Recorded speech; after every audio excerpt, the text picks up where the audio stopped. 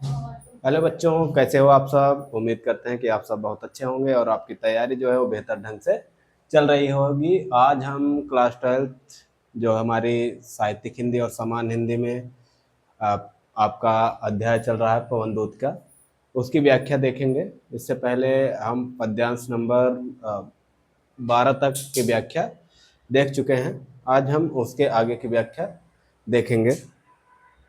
तो चलिए, टाइम को न बर्बाद करते हुए हम सेशन शुरू करते हैं।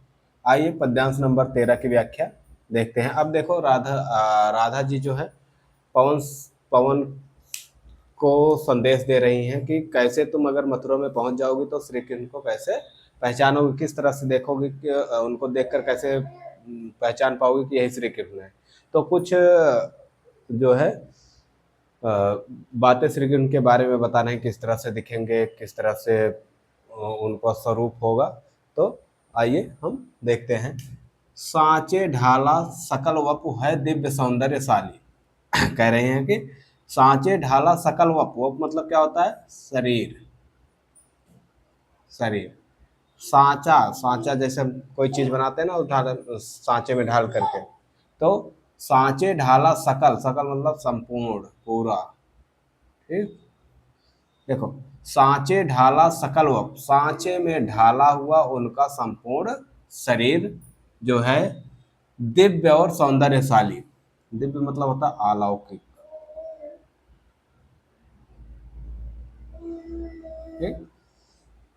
जो श्री कृष्ण हैं उनका जो संपूर्ण शरीर होगा वो सांचे में ढला हुआ दिव्य और सौंदर्यशाली होगा। दिव्य यानी अलौकिक और सौंदर्यशाली होगा। सौंदर्यशाली मतलब बहुत सुंदर दिखने में होगा। ठीक है। सत पुष्पों से सुरभ उसकी प्राण संपोषिका होगी।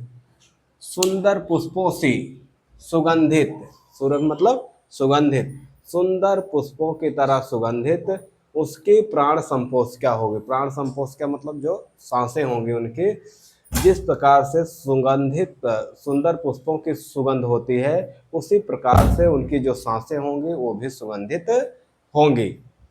सुंदर पुष्पों की तरह सुगंधित उनकी जो प्राण संपोषिका है यानी जो सांसें हैं वो होंगी। दोनों कंधे वृषभ वर से बड़े ही सजीले। यहाँ लिख लो, सूरज मतलब होता है सुगंध। ठीक। दोनों कंधे वृषभ वर से बड़े ही सजीले। दोनों कंधे जो उनके होंगे, ठीक है, वृषभ वर से, वृषभ मतलब होता है बैल, बैल, वर मतलब श्रेष्ठ। तो उनके जो दोनों कंधे होंगे श्रेष्ठ बैल के समान ही बड़े सजीले होंगे, यानी बहुत सुंदर होंगे। उनके दोनों कंधे जो हैं श्रेष्ठ बैल के समान बड़े ही सुंदर होंगे। लंबी बाहें कलभ कर सी पक्त की पेटिका है। अब बताओ, कलभ किसका पर्यायवाची है? कलभ मीन्स क्या होता है? कलभ मतलब क्या होता है? हाथी। ठीक। देखो, लंबी बाहें कलभ कर सी सख्त की पेटिका है।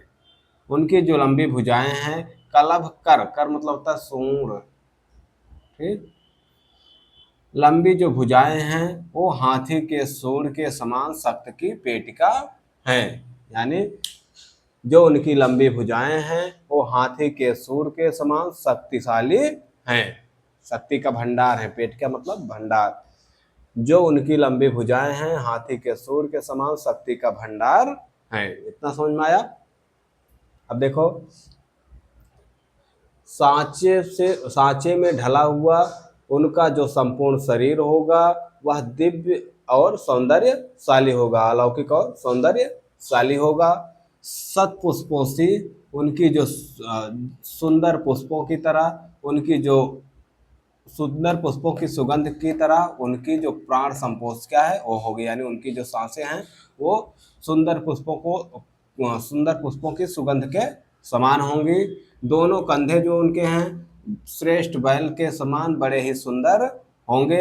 लंबी जो उनकी भुजाएं हैं वो हाथी के सूंड के समान शक्ति का भंडार होंगी। ये समझ में आया? पद्यांश नंबर 13 अगर समझ में आ गया हो तो हम पद्यांश नंबर 14 की तरफ बढ़ें। पद्यांश नंबर 14, आइए देखते हैं पद्यांश नंबर 14। अब कह रहे हैं कि आगे क्या क्या चीजें बता रहे हैं कि जिससे वो श्री कृष्ण को पहचान जाए। पवन, राजाओं सा सिर पर लसा, लसा मतलब सुशोभित,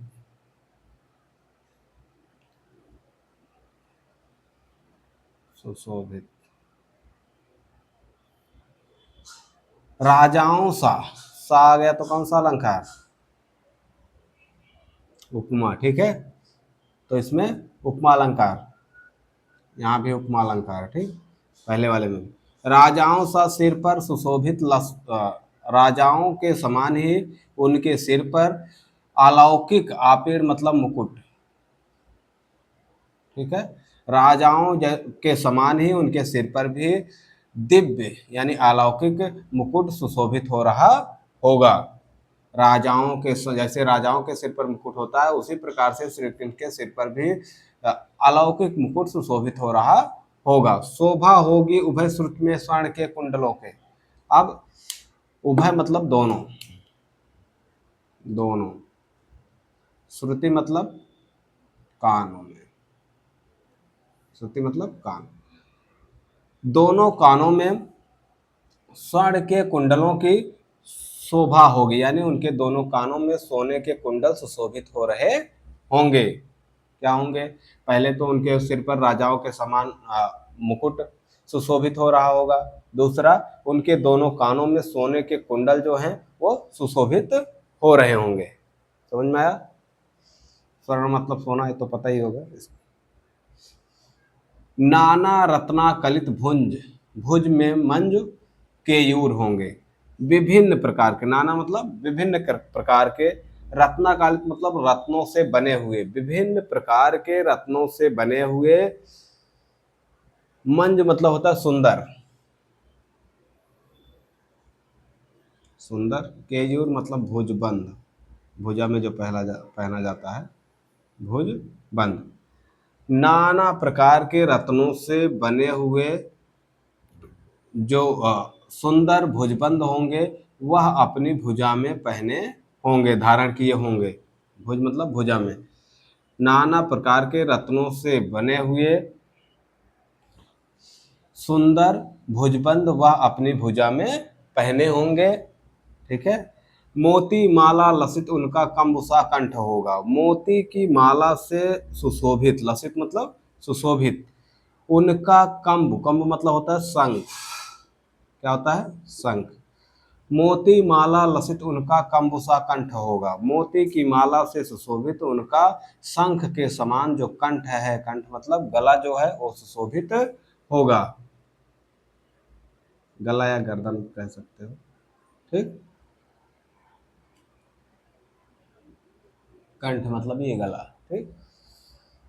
मोती की माला से सुशोभित उनका शंख के समान जो गला है या जो कंठ है वो सुशोभित होगा। कंठ ही लिख सकते हो आप सब, ठीक। मोती की माला से सुशोभित उनका शंख के समान जो कंठ है वो सुशोभित हो रहा होगा। ये समझ में आया? पद्यांश नंबर 14। अब एक बार हिंदी देखो। राजाओं के समान ही उनके सिर पर अलौकिक मुकुट सुशोभित हो रहा होगा। उनके दोनों कानों में सोने के कुंडल सुशोभित हो रहे होंगे। विभिन्न प्रकार के रत्नों से बने हुए सुंदर भुजबंद उनकी भुजाओं में वो अपनी भुजाओं में पहने होंगे। मोती की माला से सुशोभित उनका जो शंख के समान कंठ है वो दिखाई दे रहा होगा या सुशोभित हो रहा होगा। मोती की माला से शंख के समान उनका जो कंठ है वो सुशोभित हो रहा होगा, यानी गले में वो मोती की माला पहने होंगे। ये समझ में आया? पद्यांश नंबर 14 समझ में आ गया आपको? अब हम पद्यांश नंबर 15 देखेंगे।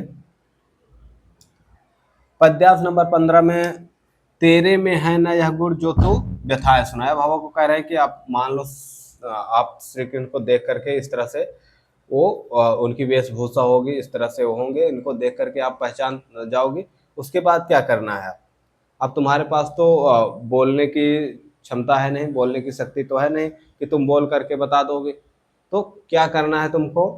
तेरे में है न यह गुण जो तू व्यथाए सुनाए। हे पवन, तुम्हारे अंदर तो यह गुण है नहीं कि तू मेरी व्यथा, मेरा कष्ट उनको बोल करके सुना सके। यानी हे पवन, तुम्हारे अंदर यह गुण नहीं है कि तुम मेरा जो कष्ट है, जो मेरा दुख है, वो बोल करके श्री कृष्ण को सुना दो। तो क्या करना है तुमको? व्यापारों को प्रखर मति और युक्तियों से चलाना। व्यापारों को प्रखर मति और युक्तियों से चलाना। प्रखर मतलब होता है तीव्र, मति मतलब बुद्धि। ठीक। व्यापारों का मतलब है जो विभिन्न प्रकार के उदाहरण दे करके हम उनको समझा सके, उससे मतलब है। तो व्यापारों को अपनी तीव्र बुद्धि और युक्तियों से, यानी विभिन्न प्रकार के उदाहरणों से चलाना। यानी तुम उनको बोलकर नहीं बता सकते, तो अपनी प्रखर बुद्धि से, अपनी तीव्र बुद्धि से और विभिन्न प्रकार के उदाहरणों से तुम उनको समझाना।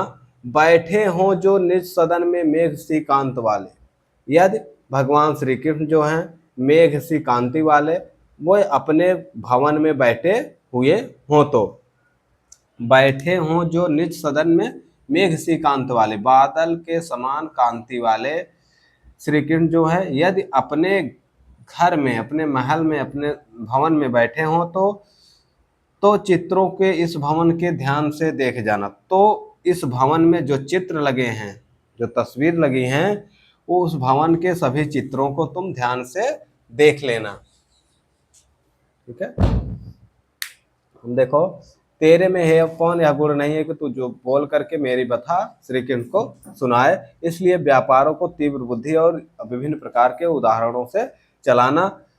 बैठे हों जो मेघ श्रीकांत वाले श्री कृष्ण जो अपने घर में बैठे हों, तो उस घर के जो उस भवन में जो चित्र लगे हैं, उन चित्रों को तुम ध्यान से देख जाना। ठीक है, यहाँ तक समझ में आया? आज बस इतना ही। अब हम अगले पद्यांश में मिलेंगे, पद्यांश नंबर 16 लेकर के अगले वीडियो में। आप लोग हमारे चैनल को सब्सक्राइब कर लें और अपने जो दोस्त हैं या जो यूपी बोर्ड के क्लासेज में पढ़ रहे हैं, उनसे भी इस चैनल को सब्सक्राइब करें ताकि ज़्यादा से ज़्यादा बच्चे जुड़ जाएं।